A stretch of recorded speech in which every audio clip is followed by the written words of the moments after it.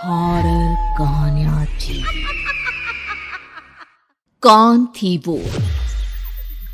मैं 8 महीने की प्रेग्नेंट थी और अपनी डिलीवरी के लिए अपने मायके गई थी। माँ ने मुझे फोन पर बताया, घर के पीछे की तरफ जो खाली जमीन थी ना, वहाँ पर एक नया कमरा बनवा लिया है।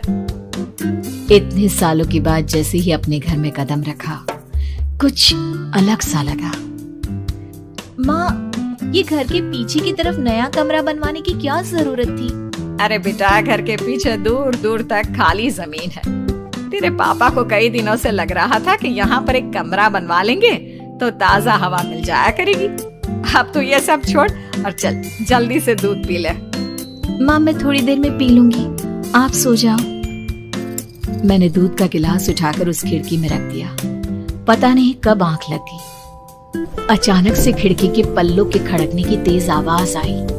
दूध का गिलास धड़ाम से जमीन पर आ गिरा। जमीन पर गिरते ही दूध का रंग लाल हो चुका था। मैंने खिड़की से झांक कर बाहर देखा। चारों तरफ धूप अंधेरा था। उस अंधेरे की तरफ से कुछ आवाजें आ रही थी, जैसे छोटे बच्चे आपस में खिलखिलाकर मस्ती कर रहे हो।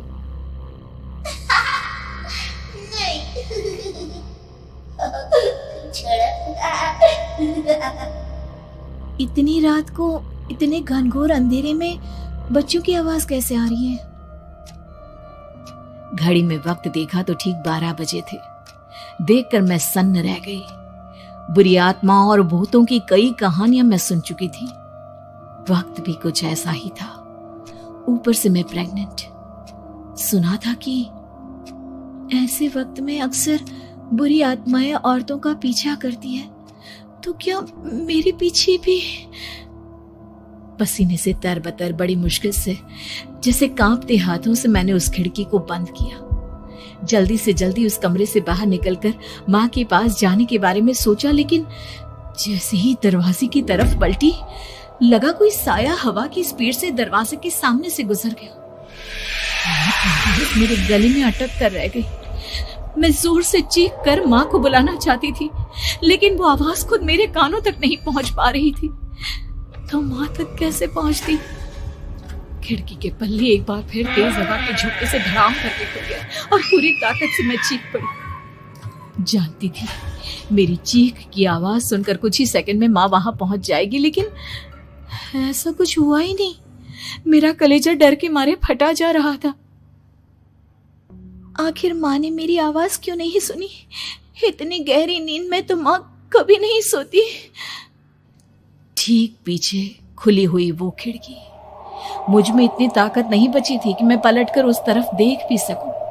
हवा का एक सनसनाता हुआ झोंका उसी वक्त मेरे कानों से आकर टकराया। लगा जैसे किसी ने दबी हुई आवाज में धीरे से मुझसे कहा, चली जाओ यहाँ से। मैंने दोनों हाथ अपने कानों पर रख लिए और एक बार फिर ताकत लगाकर जोर से चीखने की कोशिश की।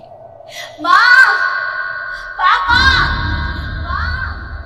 मेरी आवाज उस कमरे की दीवारों से टकराकर वापस मुझे ही सुनाई दे रही थी। जितनी ताकत के साथ मैंने चीखने की कोशिश की थी, कुछ ही देर बाद उससे कहीं ज्यादा तेज और दर्दनाक चीख मुझे सुनाई देने लगी। ये आवाज ठीक मेरे पीछे खिड़की से आ रही थी। वो आवाज मेरे कानों में पिघलते हुए लोहे की तरह गिर रही थी। उन आवाजों में हैवानियत थी। वो आवाजें किसी इंसान की नहीं है, इतना मैं समझ चुकी थी। कांप रहे हाथों से मैंने अंधेरे में कुछ ढूंढने की कोशिश की। तभी अचानक मेरा हाथ बेड पर रखी टॉर्च पर पड़ा। किसी तरह ताकत लगाकर टॉर्च का बटन ऑन किया, लेकिन ये क्या? सामने दरवाजे पर 3 छोटी लड़कियां खड़ी हुई थी। उनके हाथ में स्टील के चमचमाते हुए चाकू थे। मैं घबराकर लड़खड़ाई और पीछे की तरफ हटी, लेकिन तब तक वो मेरे पास आ चुकी थी। उनकी गर्दन टेढ़ी थी और उनके हाथों के वो चाकू मेरे पेट को निशाना बनाने को तैयार। मैं जोर से चीखी, नहीं, छोड़ दो मेरे बच्चे को, मत मारो, मत मारो, छोड़ दो मेरे बच्चे को। सोनाली, क्या हुआ बेटा? तू इतनी डरी हुई क्यों है? उठ बेटा, क्या हुआ? हड़बड़ाकर मैंने अपनी आंखें खोली। देखा तो दिन निकल आया था। माँ मुझे जगा रही थी। मेरा चेहरा पूरा पसीने से लथपथ था। क्या हुआ बेटा, तुमने कोई बुरा सपना देखा क्या? मैं अभी तक अपने पूरे होश में नहीं थी। वो मेरे बच्चे को मार देगी माँ। वो लड़की मेरे बच्चे को।